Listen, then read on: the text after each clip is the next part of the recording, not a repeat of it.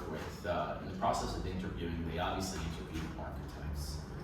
One of the most common questions is, what's the difference between working with a design build company like ourselves, like Gallery,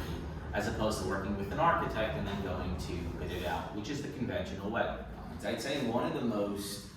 beneficial ways to work with a design build company, as this client has gone through this renovation as well, interviewing both, is having one person, one entity to allocate all responsibility, all assignments, and all accountability when it comes to issues on a project. And that goes for, as was explicitly used in this project, both from an architectural standpoint, a mechanical standpoint as we replaced HVAC, a lighting standpoint as we create the full lighting plan and electrical plan throughout the apartment, and obviously all the architectural and design elements. In other projects, you'd have an architect that would then retain a mechanical engineer for the HVAC work, and obviously they'd be working with the building separately and then going out to bidding out this project. In this specific case, the client was able to know their budget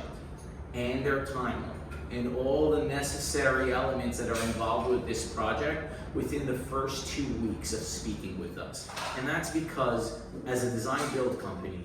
we are aware of every element that is necessary to get us from the inception or the thought of the project all the way through the completion of the project. And to that end, we account for all expenses that are involved with the soft close of approving the project, architecturally designing it and permitting it, as well as all of the execution and procurement of the project itself that are necessary to deliver this beautiful project. So I would say that if you're a client that believes you know what you want in your apartment to the extent of functionality, let us come in, let us take a look at it for you, and let us give you an idea of cost, timing, and all parties that are necessary upfront. Within the first couple of weeks, you should have a full budget that, for the most part, and I would say 90 to 95% of the projects will remain true at the end of the project as well.